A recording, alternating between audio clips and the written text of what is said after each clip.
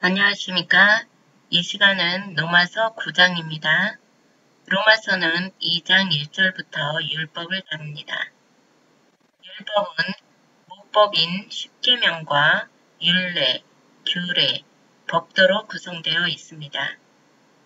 율법에 관하여 현재 기독교에서는 국가법, 종교법, 의식법은 2000년 전에 예수님이 오심으로 해결되었고 도덕법만 살아있다고 12세기 토마스 아퀴나스가 주장한 것이 정설로 되어 있습니다. 칼빈도 율법관 중 국가법, 종교법은 개혁했는데 십계명을 도덕법으로 지켜야 한다고 주장한 것이 지금까지 보수 신학이 외치고 있는 이유입니다. 그러면서도 칼빈은 십계명을 안 지켜도 형벌은 없다. 즉, 구원과 상관이 없다고 했습니다. 그러나 루터와 칼빈의 종교개혁이 무색해질 만큼 요즘은 십계명을 안 지키면 벌을 받고 구원을 못 받는다고 알고 있는 성도들이 많습니다. 율법의 기능에는 정죄의 기능과 사죄의 기능이 있습니다.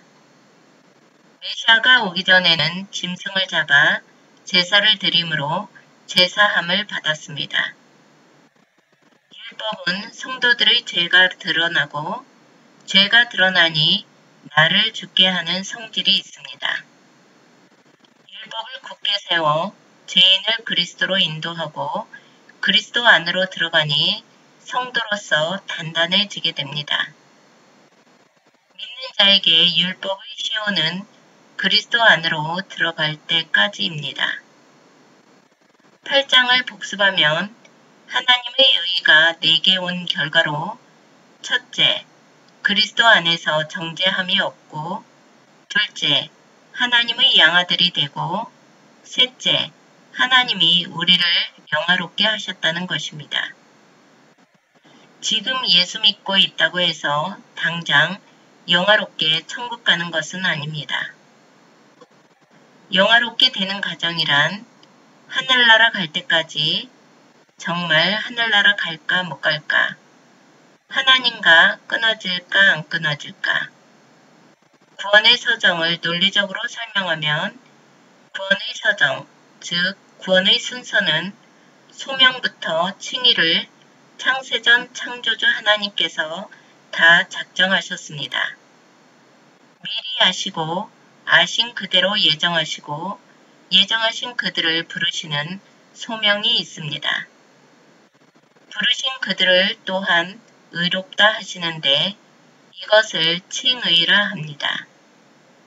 마지막으로 의롭다 하신 그들을 영화롭게 합니다. 소명은 하나님께 부름받은 것을 말합니다. 소명이 있으면 하나님 방향으로 돌아와서 회개하고 신앙을 갖게 되어 중생했다고 합니다. 신앙을 갖자마자 칭의를 입혀주시고 우리를 양자로 삼아주셨다는 것이 8장까지 내용입니다.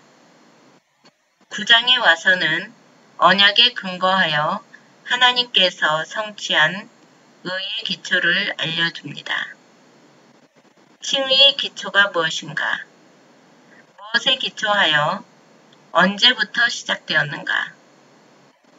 하나님께서 예수를 보내기로 갑자기 작정한 것인가? 결론을 말하면 의의 기초는 만세전 작정하신 계획을 아브라함과 언약하시고 모세와 언약하셔서 하나님의 의를 드러낸 것을 알 수 있습니다. 로마서 9장 1절에서 2절에 내가 그리스도 안에서 참말을 하고 거짓말을 아니하노라. 내게 큰 근심이 있는 것과 마음에 그치지 않는 고통이 있는 것을 내 양심이 성령 안에서 나로 더불어 증거하노니. 여기서 바울의 근심의 내용은 육신의 골육 형제들이 그리스도를 배척하여 예수를 안 믿으니 왜 이들에게 칭의를 주지 않았나 하는 고민들이었습니다. 예수 안에서 평강과 평안을 누리고 살려면 어떠한 일이 있어도 교회들이 하늘나라 가는 것이 보장되어 있는 것을 알아야 합니다. 그런데 오히려 예배당에 가면 이러이러하니 천국 갈 수 있겠느냐며 성도들을 위협하고 겁박합니다. 2000년 전에는 물질적으로 가난해도 말씀이 있었기 때문에 세상 권세가 기독교인을 총칼로 신앙의 자유를 박탈하여도 내면적으로는 박탈당하지 않았습니다. 그러나 지금은 물질의 풍요는 있는데 말씀의 기근 시대입니다. 이단이 예수 이름으로 참단으로 위장해서 나타나니 어느 말씀이 맞는지 그른지 분별하기가 어렵습니다. 성도들은 내 양식을 스스로 준비해야 합니다. 신앙의 선배들이 어떻게 예수를 믿었으며 어떤 근거를 가지고 믿었는지 역사 신학을 알아야 참과 거짓을 구별할 수 있습니다. 일반적으로 성도 수가 많은 대형 교회를 진짜인 줄 알지만 건물 외형과 성도 수로는 참이다, 이단이다를 구별할 수 없습니다. 과거 개신교가 출발된 500년 전을 돌아보아야 합니다. 루터가 카톨릭과의 싸움에서 외쳤던 것들, 칼빈과 아브람 카이퍼의 교리를 성경의 잣대로 보는 것이 가장 정확합니다. 교황의 권세가 엄청날 때 루터는 교황을 상대로 혼자 싸웠습니다. 카톨릭의 거짓된 외형을 깨뜨려 개신교의 뼈대를 세우는 일을 하였습니다. 이후 신학자인 칼빈이 나와서 조목조목 기독교 강요를 통해서 기독교의 논리적 교리를 체계화했습니다. 당시 구교회의 외형 세력은 어마어마했지만 칼빈은 성경을 양보하지 않았습니다. 스위스 알프스 산속에 숨어서 프랑스 황제한테 이것이 성경에서 말하는 기독교다 하고 변론서로 편지를 보냈습니다. 신앙의 선배들이 잡아놓은 성경의 잣대 위에 정확하게 논리를 입힌 것이 칼빈의 5대 교리입니다. 칼빈의 5대 교리 근거는 성경 말씀입니다. 3절에 나의 형제, 곧 골육의 친척을 위하여 내 자신이 저주를 받아 그리스도에게서 끊어질지라도 원한 바로라. 바울은 예수를 믿지 않는 육신의 형제들을 위해 인간적 심정과 감정을 토로하고 있습니다. 골육의 친척이라 함은 바울의 동족인 유대인을 통틀어 지칭합니다. 바울은 그리스도에게서 버림을 받을지라도 동족 유대인들에게 약속의 씨가 참 이스라엘이라는 참말을 하겠다는 것입니다. 4절에 저희는 이스라엘 사람이라 저희에게는 양자됨과 영광과 언약들과 율법을 세우신 것과 예배와 약속들이 있고 예수를 배척하는 골육 형제들도 아브라함 후손, 이스라엘 사람이고 구약시대에 주어진 하나님의 약속, 곧 메시아에 대한 언약을 받았습니다. 그들은 하나님의 택한 백성으로 양자의 권리가 있습니다. 바울이 말한 육신의 친척, 골육은 현존하는 유대인, 아브라함의 후손들을 말합니다. 이들은 양자됨의 영광, 하나님의 빛, 그리스도의 빛을 본 사람들입니다. 택한 백성이라고 하는 언약들, 즉 예배와 약속들이 있으니 구원받는 것이 당연하다. 구약에는 언약이라 하였고 신약에는 약속이라고 했습니다.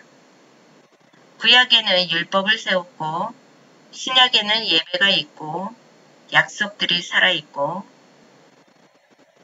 바울이 성경에서 전하고자 하는 하나님의 의의 기초는 하나님 자신과의 언약입니다. 5절에 조상들도 저희 것이요 육신으로 하면 그리스도가 저희에게서 나셨으니 저는 만물 위에 계셔 세세에 찬양을 받으실 하나님이시니라. 아멘.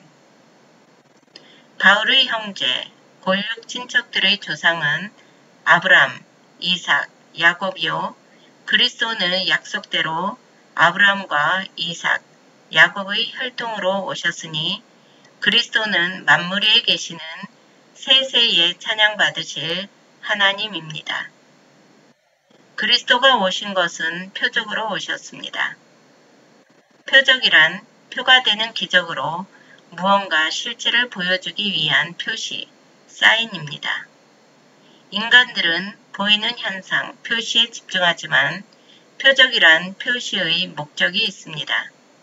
즉, 그리스도는 하늘에서 오신 하나님을 보여주는 육체로서 하나님이 어떤 분인지를 알게 하려는 목적이 있습니다. 예수는 하나님을 보여주는 표적으로 오신 것입니다. 바울은 예수가 메시아인 것을 어떻게 알았을까요? 그리스도의 영이 깨닫게 해줬기 때문에 예수가 그리스도요 하나님인 것을 알게 된 것입니다. 즉 성령이 아니면 알 수가 없습니다. 요한복음에는 그리스도가 하나님이라고 기록되어 있지만 바울이 로마서를 기록할 당시에는 요한복음은 보지도 못한 상태였습니다. 각 사도들마다 그리스도의 영이 깨닫게 해줬기 때문에 성경에는 저자는 많아도 그리스도가 하나님인 것이 일관되게 통일되어 있습니다. 그러므로 저자들은 절대 넘어지지 않습니다.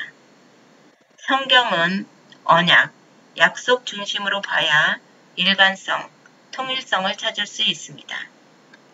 성경의 절대적 언약은 하나님은 여호와라는 것입니다. 구약은 주 예수 그리스도를 미리 약속하셨다. 신약은 약속하신 그리스도가 와서 다 이루셨다. 고로 하나님은 약속을 지키셨기 때문에 여호와라고 성경이 말씀하고 있습니다. 예수가 그리스도라고 할 수 있는 이유는 하나님이 여호와이시기 때문입니다. 하나님이 약속을 지키시는 여호와이신 것을 모르고 하나님은 스스로 계신 분이다 라는 것만 알면 성경에서 진리를 찾을 수 없습니다. 성경 진리의 통일성은 언약 중심으로 찾아야 합니다. 5절까지 육신의 혈통을 구약으로 표현, 이스라엘에 대한 바울의 간절한 심정을 표현하였습니다. 6절에 또한 하나님의 말씀이 패하여진 것 같지 않도다. 이스라엘에게서 난 그들이 다 이스라엘이 아니요. 2000년 전 유대인들이 예수를 배척하는 것이 이스라엘이 하나님의 백성이라고 언약한 것과는 상반되기 때문에 하나님의 언약이 폐하여져 효력이 상실한 것인가? 바울은 육신적으로 근심이 되고 고통 중에 있다고 말한 바 있습니다. 양자되고 영광과 언약들과 율법과 예배와 약속들이 있는 동일한 조상을 가진 이스라엘 형제, 골육 친척들이 그리스도 안으로 들어와 함께 영광을 누려야 하나님의 약속, 언약이 이루어지는 것인데 이들이 그리스도를 배척하고 있으니 그리스도 안으로 들어갈 자들이 못 들어간 것으로 생각하고 하나님의 말씀이 폐하여졌나 라는 근심을 하였었지만 사실은 하나님의 언약은 폐하여지지 않고 성취되고 이루어졌음을 깨닫고 저희가 하나님께 나오지 못한 이유를 다음과 같이 설명하고 있습니다. 이스라엘에게서 난 그들이 다 이스라엘이 아니요 약속을 받은 자가 이스라엘이다. 육신의 눈으로 표면적으로는 아브라함으로부터 이삭, 야곱의 혈통, 할례를 받은 후손이 이스라엘이지만 신약으로 입체적으로 이스라엘을 보니까 약속을 받은 자가 진짜 이스라엘이다.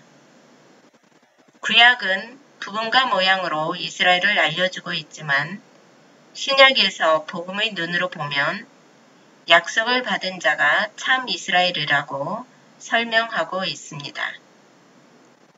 7절에 또한 아브라함의 씨가 다 그 자녀가 아니라 오직 이삭으로부터 난 자라야 내 씨라 칭하리라 하셨으니 구약에도 아브라함에게서 난 자가 다 아브라함의 자녀로 인정받지 못하였습니다. 이스마엘은 인정받지 못하였고 미리 약속받고 난 이삭을 아브라함의 자녀라고 하였습니다. 구약의 모든 사건은 장차 오실 그리스도의 그림자요, 예표요, 모형입니다. 그리스도를 제사장, 왕, 선지자로 알려준 것입니다. 8절에 곧 육신의 자녀가 하나님의 자녀가 아니라 오직 약속의 자녀가 씨로 여기심을 받느니라.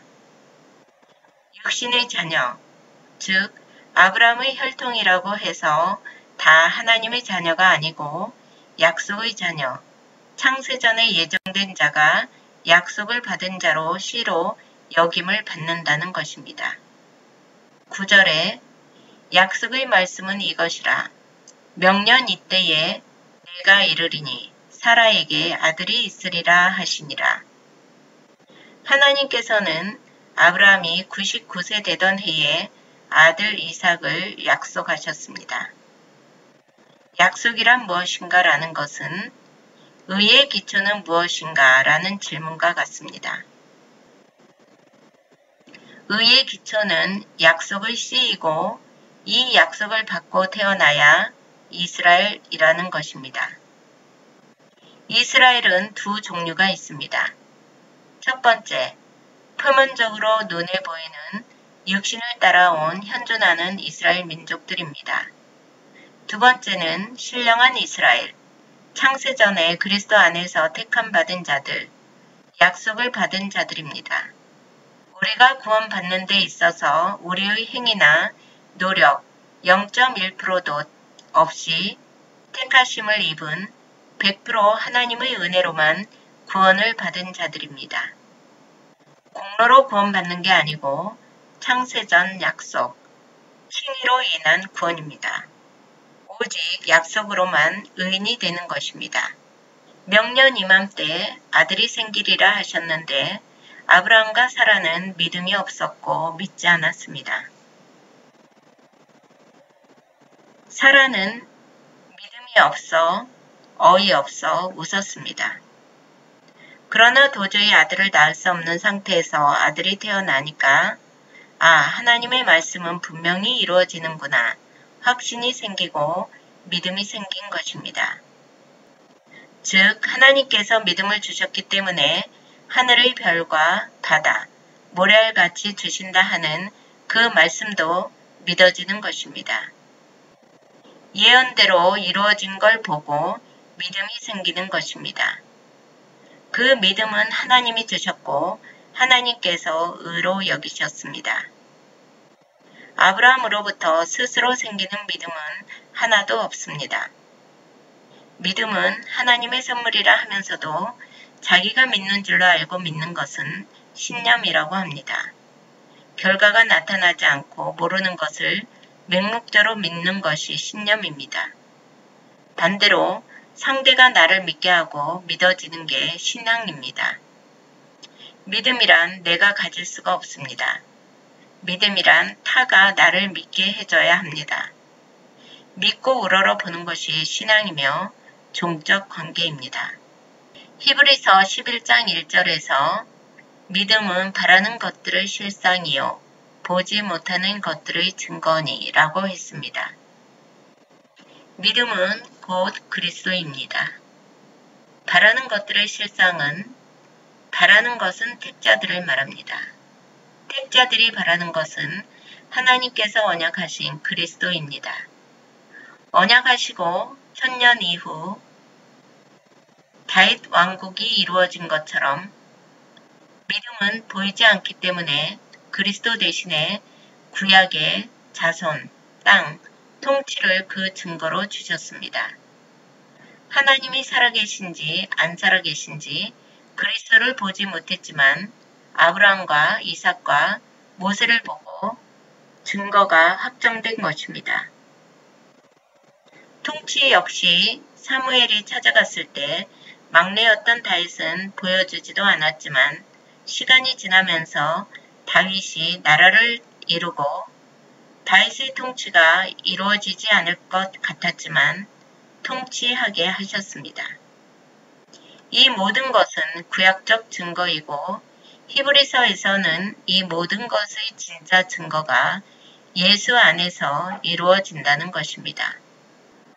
성경에서 우리가 바라는 것은 내 죄를 덮어씌워 죄를 사함받을 제물, 즉 예수 그리스도입니다. 구약에서는 양을 잡아서 제사를 지냈는데 우리의 죄를 양한테 안수하고 양한테 덮어씌워서 우리의 죄를 사함받았습니다. 제사는 바라는 것들의 실상인데 구약에는 예수가 안 왔기 때문에